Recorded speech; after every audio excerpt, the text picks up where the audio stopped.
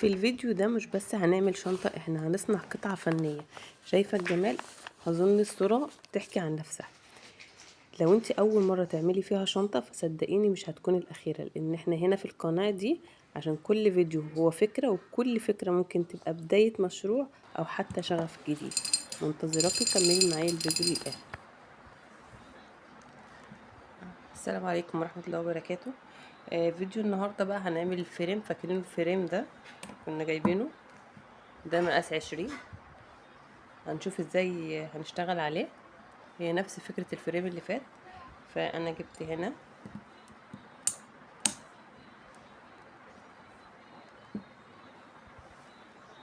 هنا لولي، ده مقاس 10. ده لولي مقاس 10. تمام. اشتغلت الجزء ده عشان انجز معاكم في وقت الفيديو. تمام. ده الفريم اهو، في هنا فتحات في الفريم اهي.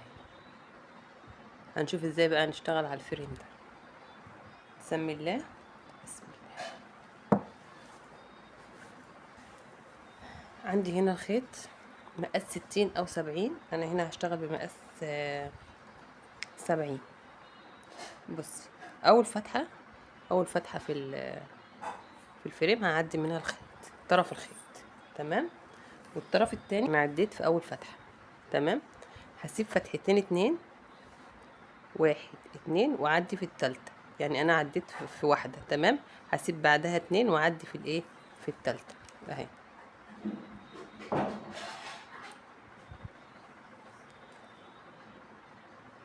واضح كده؟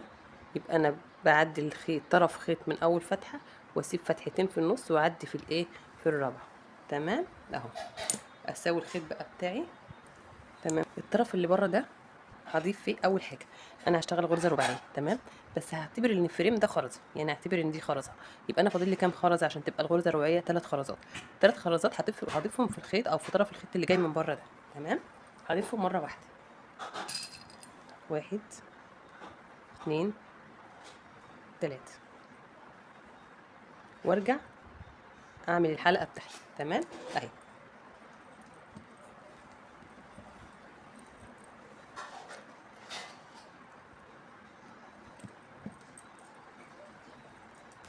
عملت الحلقه بتاعتي اهي. تمام اهي. هاخد او اعدي طرف الخيط التاني، اعدي فيه اهو بس، وشلت. هتكون معايا حلقه اهي. تمام. طرف الخيط بقى ده اللي طالع من الخرزه دي، انا عقدته هنا خلاص. اخده تاني واعديه في نفس الفتحه اللي انا مطلعاه منها. ارجع اعديه تاني في نفس الفتحه. ما تخافيش، هي مش هيعدي لان انا خلاص عملت العقد. واضح؟ هي دي اهم خطوه في الشنطه كلها. وبقيه الشنطه خطواتها سهله، بس في شويه تريكات كده. تابعي بس معايا الفيديو للاخر وان شاء الله تستفادي منه، وتفيدي غيرك برضو. لو نشرتي الفيديو، لو استفدتي من الفيديو في حاجه، يا ريت تفيدي غيرك وتنشري. تمام. ادي العقده اهي. اسحب بقى اهو، اشد الخيط جامد واخلي العقده تعدي في قلب الخرزه برضو زي ما احنا متعودين.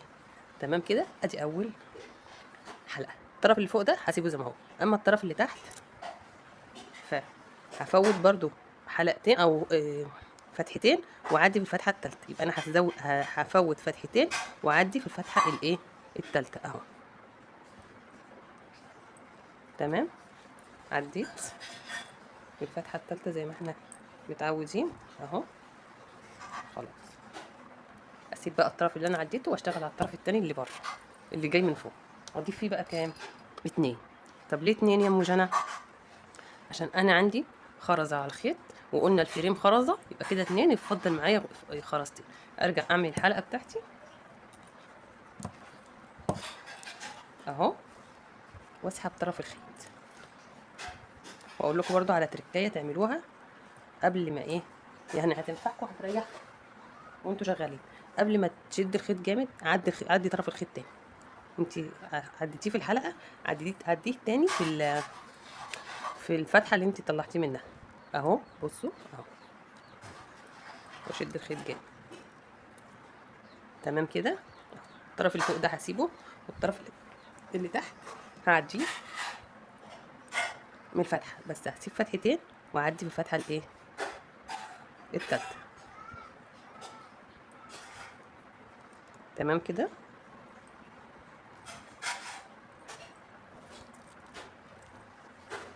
تمام كده.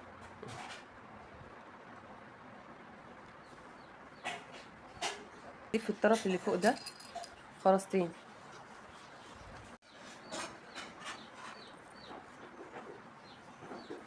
يبقى انا هفوت فتحتين اهو، هفوت الفتحه دي والفتحه دي واعدي من الفتحه التالتة. تمام اهو، هفوت فتحتين واعدي من الفتحه التالتة. تمام كده اهو. ده بالنسبه للخيط اللي تحت. اما الخيط اللي فوق ده هزود فيه خرزتين اتنين.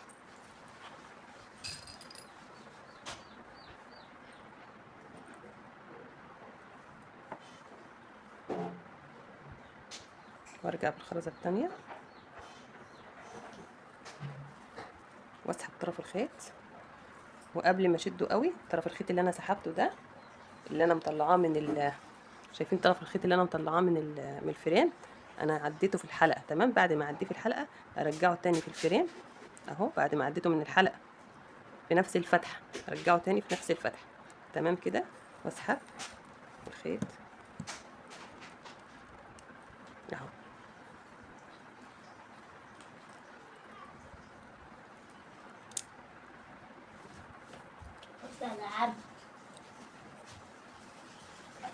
تمام كده. طرف الخيط اللي تحت، اللي جاي لتحت في الفريم، اسيب فتحتين واعدي في الفتحه الثالثه، اسيب فتحتين واعدي في الثالثه. تمام اهو. عديت في الثالثه، اركنه بقى واسيبه دلوقتي. الطرف بقى اللي فوق ده اضيف فيه اتنين خرزتين، واحد اتنين، وارجع في الخرزه التانية اعمل الحلقه بتاعتي واسحب طرف الخيط. تمام، سحبت طرف الخيط،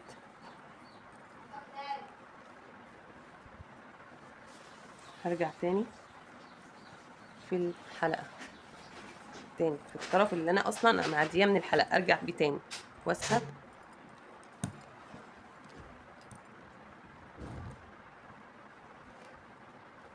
تمام، واضح كده. يبقى انا هسيب فتحتين واعدي في التالتة،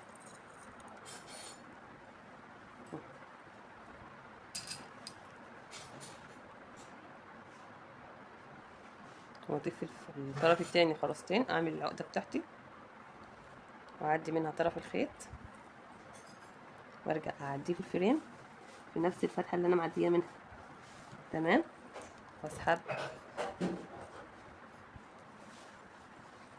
واسحب طرفين الخيط كده.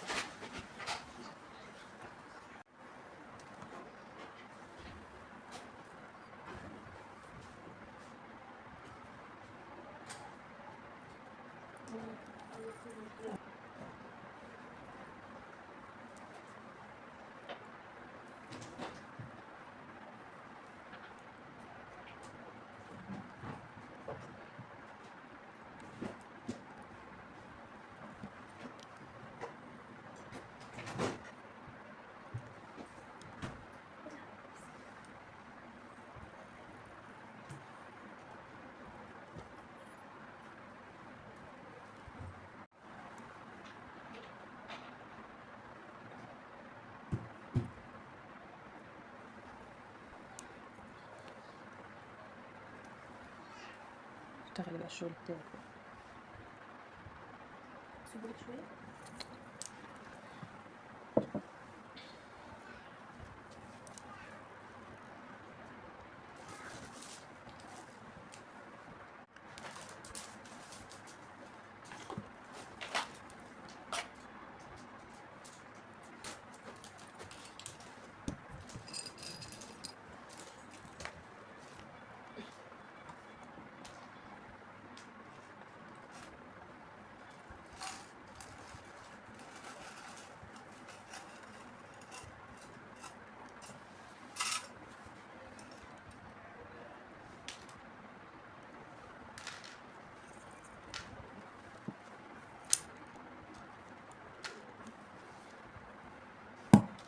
بصوا بقى لاخر حلقه هنعملها.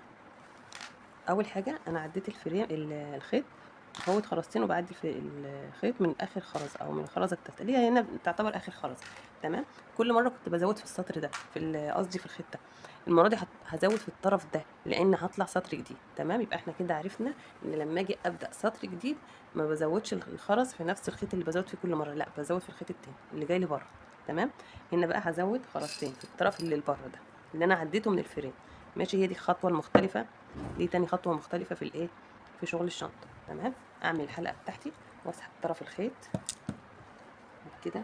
انا كونت اول سطر. تمام. عندي حلقه على خرزه على الخيط كده. بقى انا ببدا سطر جديد هعمله ازاي؟ عندي خرزه على على الخيط، هزود 3 خرزات. هزود كام؟ 3 خرزات. 1 2 3. وارجع في الخرزه الثالثه واسحب طرف الخيط. تمام. اهو كونت عندي حلقه اهي. تمام. شايفين كده؟ الطرف اللي جاي جنب الخيط ده، جنب الخرز، طرف الخيط اللي جاي لتحت او اللي جاي جنب الخرز اعديه من خرزه واحده. تمام. والشغل العادي بقى اللي انا شغاله بيه ان انا بعدي الخيط، طرف الخيط من خرزه، والطرف التاني بزود فيه خرزتين، وارجع اعمل الحلقه بتاعتي واسحب طرف الخيط اللي انا عديته. وضحت كده؟ اهو عندي طرف خيط فوق اهو، والطرف اللي جاي من تحت ده او اللي جاي ده او اللي جاي جنب الخرز اللي تحت ده اعديه من خرزه واحده. عديته من خرزه، هعمل هضيف في الطرف التاني خرزتين اتنين. 1 2. اعدي طرف الخيط من خرزه،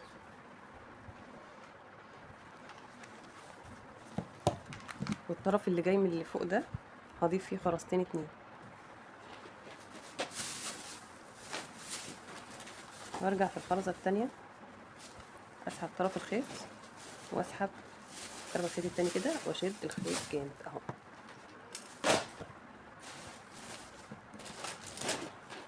على ما اعتقد التصوير كده واضح اكتر اهو. تمام. يبقى الطرف ده لا اله الا الله، الطرف ده هعديه من خرزه اهو،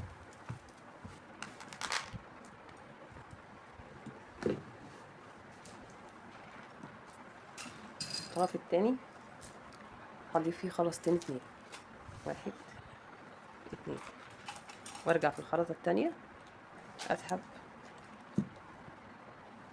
طرف الخيط.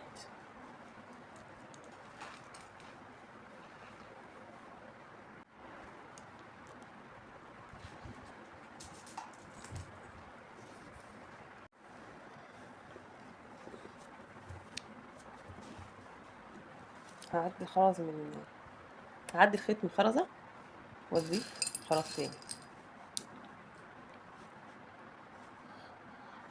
وارجع في الخرزه التانيه واسحب طرف الخيط التاني. تمام.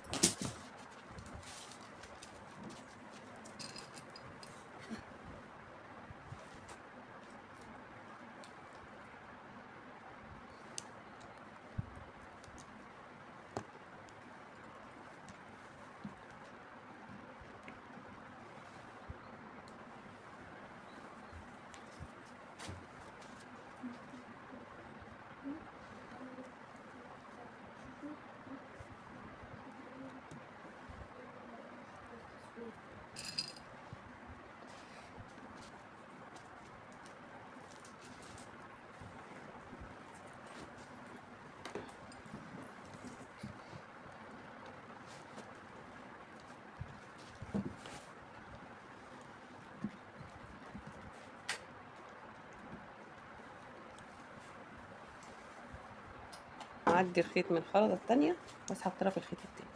كده الخطوات تعتبر بالنسبه لي سهله. تمام اهو، عاديه زي الشنط العاديه اللي انا بعملها. الفكره كلها في شنطه الفرين، ازاي ببدا الخرز على الفرين بس. دي كل الفكره فيه، وازاي نقفل الشنطه في الاخر. لكن خطوات بقى كخطوات كلها شكل بعضها زي الشنطه العاديه التانية. افوت الخيط من الخرزه بالطرف التاني، اضيف فيه خرزتين اتنين.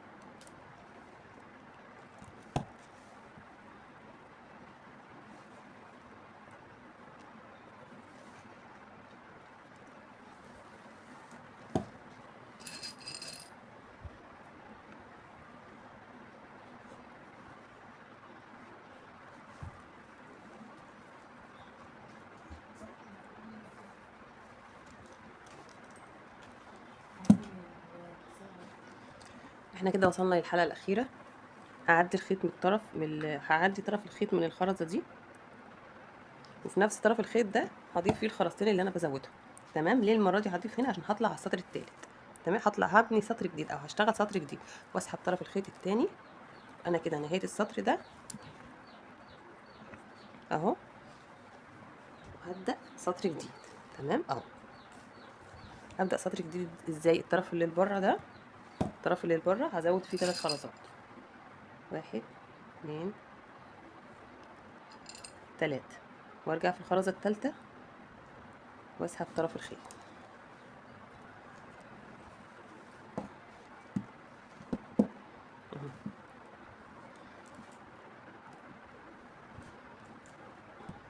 تمام كده اهو. كده انا ببدا سطر ايه؟ تالت.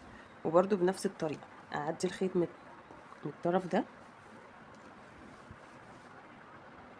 اعدي طرف الخيط ده من الخرزه دي، وبعد كده كل مره هزود خرزتين اتنين بس. 1 2. تمام. نفس الطريقه بنفس السطر التاني انا هشتغل السطر التالت بنفس الطريقه اللي انا اشتغلت بيها السطر التاني زي ما انا وريتكم كده اهو.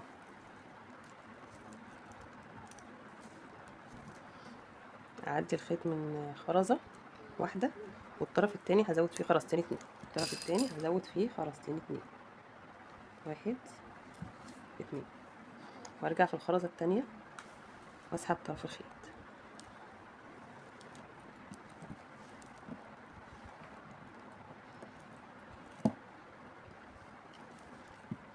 سحبت طرف الخيط، الطرف ده اعديه من خرزة واحدة.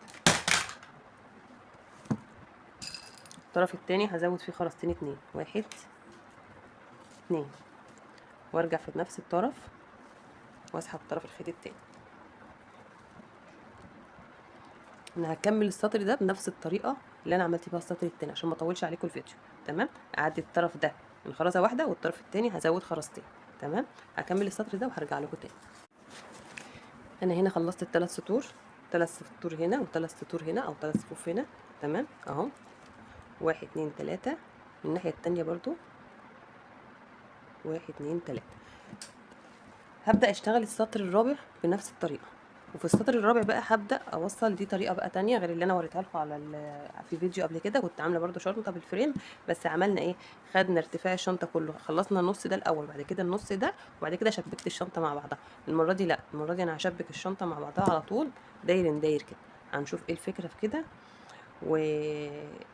والتركايه في ان انا اشتغل الشنطه داير داير وهزود ما بين الفواصل دي قد ايه، هنشوفها مع بعض. تمام، انا اول حاجه بطلع 3 سطور، وبعد ال3 سطور اطلع 3 سطور هنا و3 سطور هنا، وبعد ال3 سطور دول هبدا اشبك الشنطه ببعضها. تمام، هرتفع بالسطر الرابع وهرجع لكم تاني. السطر الرابع نفس طريقه السطر التاني والسطر التالت. تمام، بصوا بقى انا عملت اهو السطر الرابع اهو. تمام اهو السطر الرابع اهو، فاضل لي اخر حلقه. انا كل مره كنت برتفع عشان كنت برتفع بسطر تاني، فكنت بعدي الخيط من الخرزه دي وارجع اضيف خرزتين. لا انا هنا مش هرتفع، انا هنا اكمل السطر عادي. فهعمل ايه، عديت الخيط من الخرزه في الطرف اللي انا بزود فيه الخرز عادي هزود فيه خرزتين زي ما انا شغاله. تمام، هزود فيه خرزتين 1 2 وارجع بالخرزه واسحب طرف الخيط. تمام، انا كده عملت هنا 4 سطور اهو. تمام، 1 2 1 2 3 4. تمام، هنا 3. خلاص، طيب هعمل ايه بقى، عايزه اكمل السطر ده واشبك ده بده. اول حاجه هعمل حلقتين طايرين. ليه حلقتين طايرين؟ عشان ادي وسع للشنطه، ما تبقاش كنزه، ما تبقاش ضيقه. تمام، وفي نفس الوقت لما اجي اقفل الفريم كده تبقى جاي معايا سهله يعني وسلسه. عندي الخيط طالع من الخرزه دي اهو. هعمل ايه، هعمل غرزتين طايرين. هعملهم ازاي، الطرف اللي تحت ده هزود فيه خرزه، هزود فيه ايه، خرزه، والطرف التاني هزود فيه خرزتين 1 2 وهرجع في الخرزة التانية. تمام، اسحب طرف الخيط اللي انا مزودة فيه خرزة واحدة، الطرف التاني ده انا مزودة فيه خرزة واحدة اهو. تمام، هسحب طرف الخيط ده اعديه من ده. تمام كده اهي، ادي اول حلقة عندي طايرة. طايرة يعني مش شاكة في حاجة. تمام، نفس الطريقة الطرف ده هزود فيه خرزة واحدة واسيبه دلوقتي، والطرف التاني هزود فيه خرزتين 2 1 2 وهرجع في الطرف التاني اعمل الحلقة. تمام، واعدي منها طرف الخيط ده اللي فيه خرزة واحدة، عديته اشد الخيط بقى، اشد الخرز اهو، الخيط قصدي، هكون معايا حلقة ايه، حلقة طايرة اهي. اصبح عندي حلقتين 2 طايرين. تمام اهو، 1 2 هزود خرزة كمان. انا عندي هنا حلقتين طايرين، هزود حلقة كمان، حلقة طايرة كمان هتديني وسع اكتر للشنطة. تمام، 1 اهو، والطرف التاني هزود فيه 2 1 2 وارجع في الحلقة التانية واسحب طرف الخيط اللي انا مزودة فيه خرزة واحدة. تمام اهو، واسحب اسحب. اصبح عندي هنا كام حلقة طايرة، 1 2 3 1 2 3. ابدأ بقى اشبك النص ده في النص ده. هشبكه ازاي، الطرف اللي تحت ده هعديه من الخرزة دي كده. انا بدأت ايه، اشبكهم في بعض كده. عندي خرزتين 2، الطرف اللي جاي من فوق ده هزود فيه خرزتين 1 2 واعمل العقدة بتاعتي واسحب طرف الخيط التاني تمام كده اهو.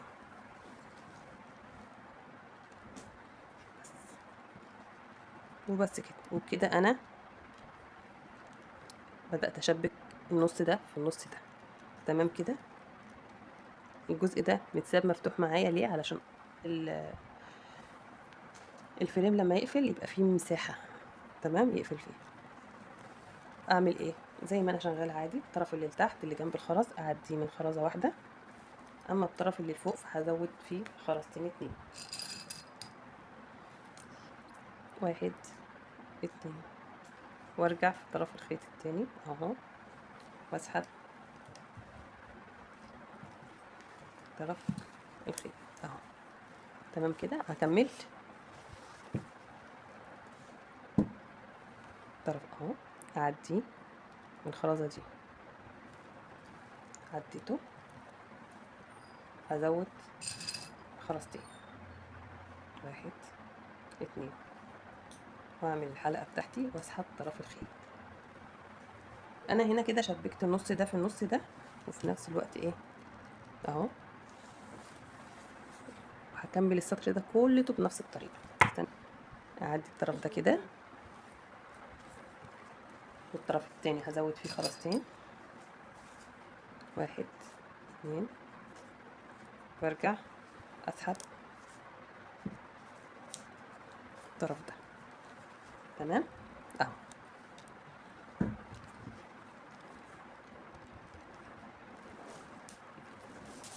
شايفين كده اهو، انا كده شبكت النص ده في النص ده. تمام. وعطيت براح للشنطه، وسحتها من جوه، ممكن تاخد حاجات كتيره قصاد ان انا عملت كام حلقه طايره، واحد، اتنين، تلاته. تمام، عملت 3 حلقات طايرين، وبعد كده شبكت النص التاني، واكمل السطر ده كله زي ما انا وريتكم هنا كده لحد ما اجي عند الجزء التاني ده، وهوريكم ايه هنعمل ايه. تمام. تمام، انا هنا كده خلصت السطر زي ما قلت لكم بنفس الطريقه اهو. اخر حلقه عندي اعدي الخيط من الطرف ده، والمره دي عشان هشبك السطرين في بعض مش هرتفع سطر جديد، فهكمل عادي زي ما انا ماشيه. اضيف خرزتين في الطرف ده، واعدي اعمل الحلقه واسحب طرف الخيط التاني. تمام اهو. تمام. هبدا بقى ايه، اعمل الغرز بتاعت الطايره اللي هم ال3 غرز طايرين. هنعملهم ازاي؟ خرزه هنا، وخرزتين في الطرف التاني، واحد، اتنين، وارجع اعمل الحلقه بتاعتي في الخرزه التانية عشان انا هنا مزوده خرز اكتر، واسحب الحلقه اهي، اعدي الطرف ده هنا كده، اسحب طرف الخيط، ودي كده عندي اول حلقه طايره. تمام، ادي اول حلقه طايره. نعمل حلقه كمان، اضيف هنا خرزه واحده واركنها دلوقتي، والطرف التاني هضيف فيه خرزتين اتنين، واحد، اتنين، وارجع اعمل الحلقه بتاعتي واسحب طرف الخيط التاني. ادي تاني حلقه. الحلقه التالتة هضيف خرزه، واعدي بقى في الحلقه التالتة هعدي هنا في الخرزه دي، اخد الخرزه دي معايا. تمام، وهضيف خرزه واحده. انا كده عملت هنا 3 حلقات، واضيف خرزه واحده فوق، واسحب الطرف التاني اهو،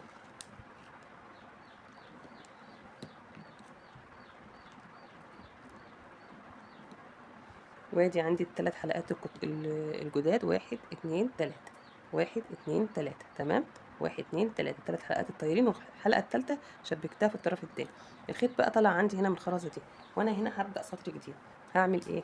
هشتغل بقى عادي، قلنا في بدايه السطر الجديد بضيف فيه 3 خرزات، واحد، اتنين، تلاته، وارجع في الخرزه التانية واسحب طرف الخيط. هي ادي التركايه التانية اللي موجوده في الشنطه الفريم، اللي هو ازاي تشبكي النصين دول ببعضهم وتمشي خطوه واحده. تمام. اعدي الخيط من خرزه واحده، اضيف خرزتين،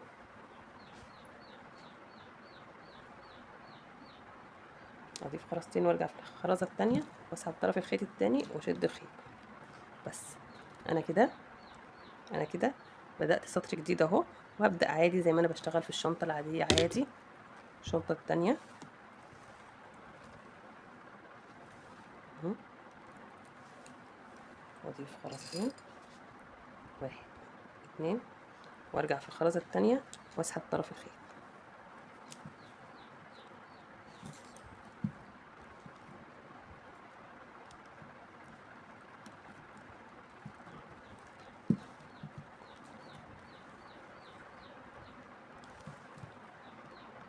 هعدي الخيط من خرزة واضيف خرزتين، 1 2، واعمل الحلقة بتاعتي واسحب طرف الخيط. تمام كده. هكمل السطر ده كله بنفس الطريقة. اعدي الخيط من خرزة والطرف التاني احط فيه خرزتين واعمل الحلقة بتاعتي واشد الخرز. بنفس الطريقة هرتفع هنا 8 حلقات، 1 2 3 4، وده الخامس. هكملهم كمان، هكمل كمان فوق الخمسة دول 3 عشان يبقى كله 8. تمام. ونشوف هنحتاج تاني سطر كمان ولا هنكتفي بكده. هكمل السطر ده زي ما انتوا عارفين الطريقة العادية وارجع لكم تاني. انت جايبه من عند مين الرصاص هنا؟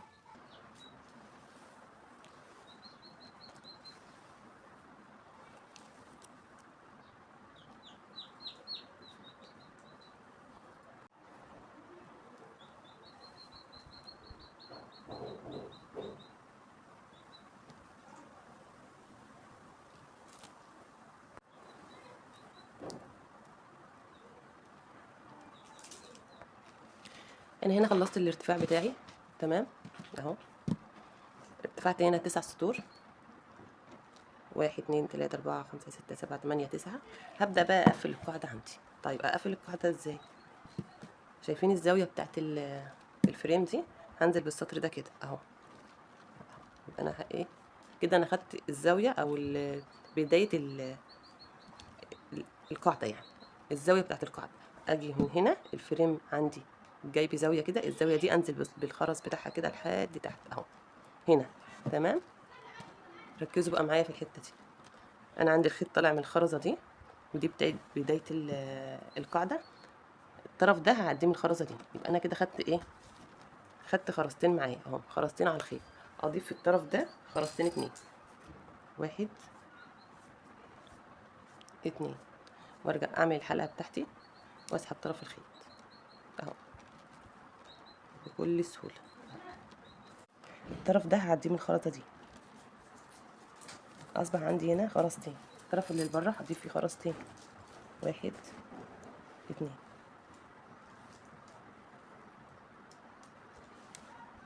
واسحب طرف الخيط. تمام. اعدي الطرف ده برضو من جنب الخرز. الطرف اللي جنب الخرز اعديه من خرزة واحدة واضيف خرزتين، 1 2، واسحب طرف الخيط. اهم حاجه اعرف اظبط الزاويه بتاعتي من هنا. قلت لكم من عند الدوران ده انزل بالسطر كده طوالي، يبقى انا كده حددت عرض الشنطه. تمام. اسحب دي كده، اعدي الخرز ده الطرف ده، واضيف هنا خرزتين 2، واعمل الحلقه بتاعتي واسحب طرف الخيط تاني. اعدي الطرف اسحب طرف الخيط لحد العقده ما تعدي في قلب الخرزه. اعدي الطرف ده من الخرزه دي، خرزه واحده كده. عندي خرزتين على الخيط. اضيف في الطرف التاني خرزتين، 1 2، واعمل الحلقة واسحب طرف الخيط.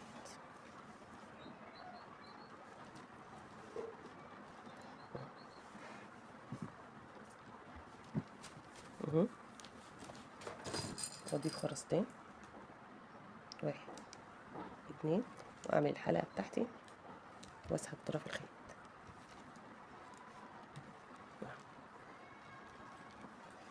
تمام. هعدي الخيط من خرزة، اضيف خرزتين،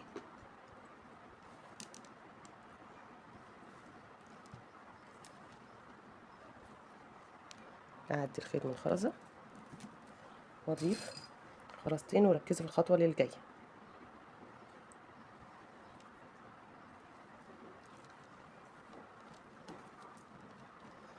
بصوا بقى، انا كده حددت الارتفاع اهو. هنزل من الخرزة دي اهي اهي اهي. تمام اهي، اللي هما الخرزتين دول، الاتنين دول اهي. الطرف ده انا كده كده بعديه من الخرزه دي، تمام. هعديه من دي كمان، انا كده عديته من ايه، من خرزتين. ليه؟ عشان انا هنا كده هقفل اهي. اضيف خرز في الخطوه دي هضيف خرزه واحده، لان انا عندي 3، عندي 3 على 1 2 3، عندي 3 على الايه، على الخيط. هضيف خرزه واحده واسحب طرف الخيط اهو. بس كده انا حددت القاعده من هنا، بدات اهو. هتني ماشيه السطر ده كله تطوري لحد ما اخلص، تمام. يبقى انا نكمل بقى. انا كده خلصت اهو، همشي بقى على السطور دي كلها داير داير، تمام.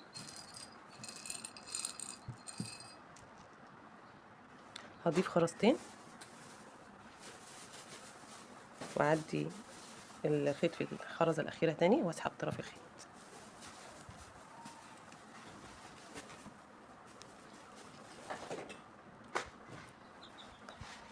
اعدي الطرف من الخرزه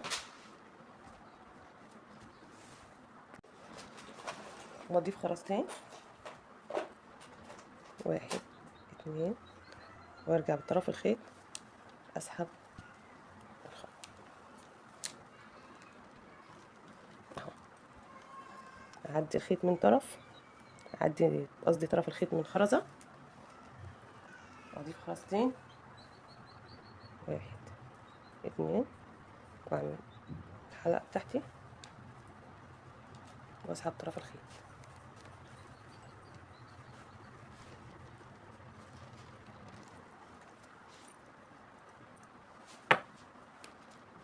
اعدي الخيط من الخرزه زي ما انا شغاله كده على طول، واضيف خرزتين، 1 2،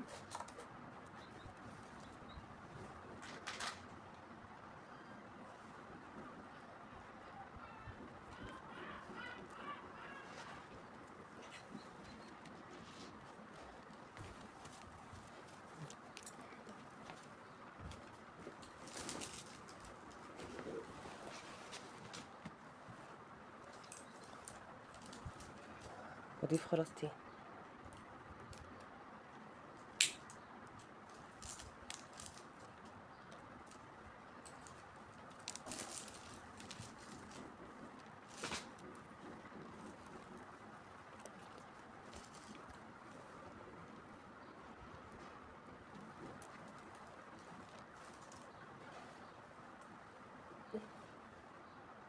واضيف خرزتين وارجع في الحلقه، فانا الحلقه الاخيره في الخرزه الاخيره، واسحب طرف الخيط بتاعي، تمام. واكمل كده القاعده كلها بنفس النظام، تمام. اعدي من الخرزه، هنا هضيف خرزتين، 1 2، وارجع اسحب طرف الخيط.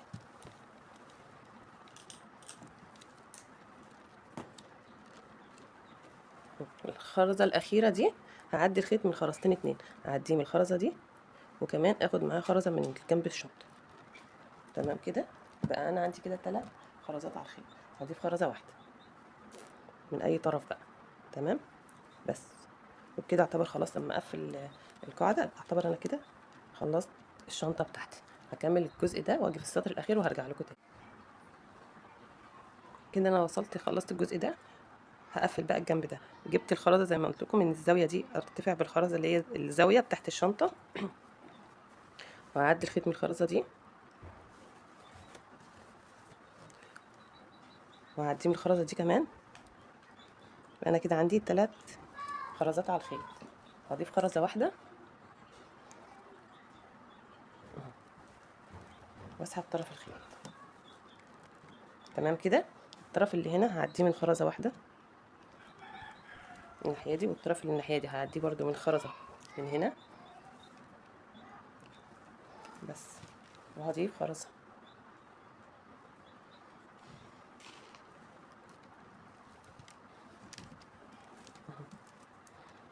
بس شد الخيط لحد العقده ما تعدي في قلب الخرزه. اعدي الطرف ده من خرزه، والطرف ده هعديه من خرزه،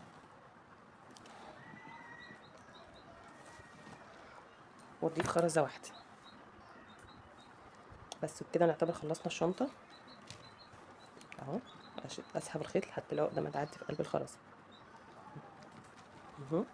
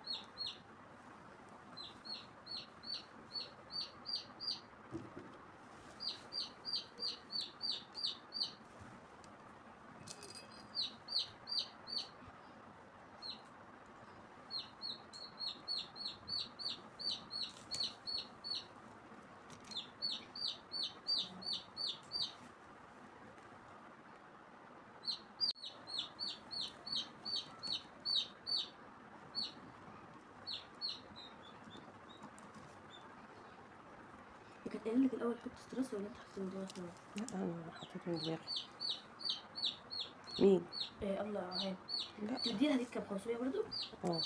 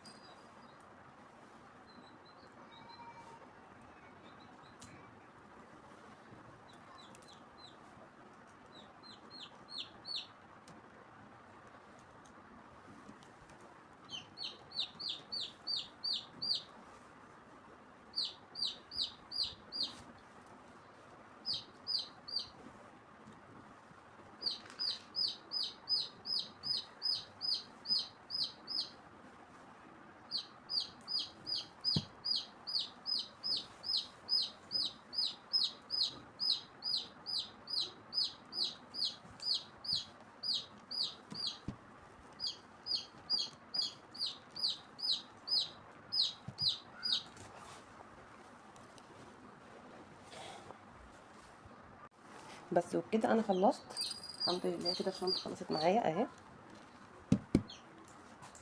انا زودت لها الخرز الكريستالي الجنجده كده كان عندي تديها شكل يعني. تمام اهو.